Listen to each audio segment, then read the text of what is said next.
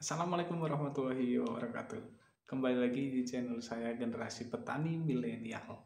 Apa kabar teman-teman semua? Saya doakan semoga teman-teman semua dalam keadaan sehat dan dimudahkan segala rezekinya. Baik, hari ini saya akan bahas satu topik yang saya pikir ini akan menjadi topik yang menarik untuk kita bahas.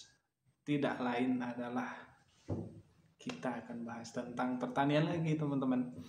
Oke, sebelumnya jadi saya akan ceritakan sedikit. Background saya adalah seorang petani. Karena sebenarnya saya baru bertani sekitar 2 tahun yang lalu. Belum ada 1 tahun yang lalu. Jadi saya sekarang lebih fokus membantu bapak saya untuk bertani atau budidaya berbagai macam tanaman hortikultura yang ada di kebun saya. Dari hal tersebut saya akhirnya tertarik untuk gimana sih caranya kita agar bisa berkembang lebih bagus, lebih baik lagi dalam keadaan yang sekarang dari musim agak lebat hujan juga pokoknya penyakit-penyakitnya juga banyak. Tapi dari hal tersebut justru menjadi saya lebih tertantang gitu, teman-teman. Kemarin saya diberi suatu pertanyaan oleh salah satu teman saya, kenapa saya jadi petani. Ini akan saya jawab dengan serius maksudnya karena jadi kemarin itu teman saya tanya, kenapa kok mau jadi petani sedangkan kamu kan bisa cari kerja di tempat yang lebih nggak panas gitu atau lebih enak kantoran lah gitu aja bilang. Tapi saya justru di situ semakin semangat untuk menunjukkan bahwa bertani itu enak. Karena sebenarnya gini, kemarin saya baca di beberapa artikel itu menunjukkan bahwa pertanian atau petani generasi muda di Indonesia itu hanya sekitar 7-8%. Artinya apa? Petani itu mengalami penurunan minat untuk menjadi petani. Petani mudanya itu sedikit gitu, teman-teman. Itulah salah satu alasan kenapa saya ingin jadi petani. Nah, untuk itu saya tertarik. Kenapa mereka, orang-orang di luar itu nggak mau jadi petani? Nah, dalam benak saya atau dalam hati saya, seiring berjalannya waktu, perubahan zaman, digital, teknologi, dan macam-macam, saya sedikit memberi asumsi atau pendapat bahwa orang-orang yang kurang minat untuk bertani di lahan terbuka gitu ya teman-teman, itu karena mereka cenderung ingin yang lebih instan atau lebih cepat. Jadi karena pertanian ini memang butuh waktu dari semai sampai benar-benar kita panen itu lama ya teman-teman. Jadi emang butuh proses waktu yang lama. Oke, jadi selain dari itu saya berpikir atau berkeinginan untuk gimana sih caranya kita bikin pertanian terpadu. Jadi itu memang keinginan saya sejak lama. Jadi sejak saya dulu masih sekolah, terus sekarang membantu bapak saya itu saya masih berkeinginan, bercita-cita bisa punya pertanian terpadu. Jadi saya pelan-pelan sekarang sedang ngumpulin modal dengan modal seadanya dulu. Jadi saya suatu saat insya Allah semoga doa dari teman-teman saya bisa membuat pertanian terpadu ya teman-teman.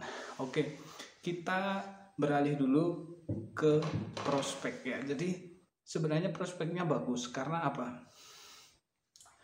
Kalau kita melihat negara-negara sebelah itu perkembangan pertaniannya udah maju ya. Kita lihat Vietnam, kita lihat Malaysia, kita lihat Thailand, itu lumayan bagus-bagus atau bisa dibilang sudah bagus sekali dibanding pertanian kita.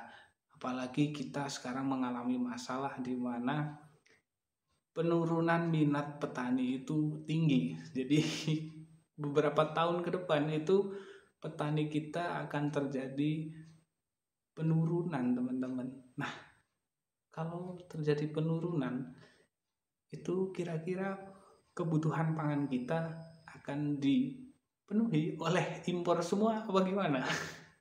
Nah, itu kita lihat aja nanti ya ke depannya gimana.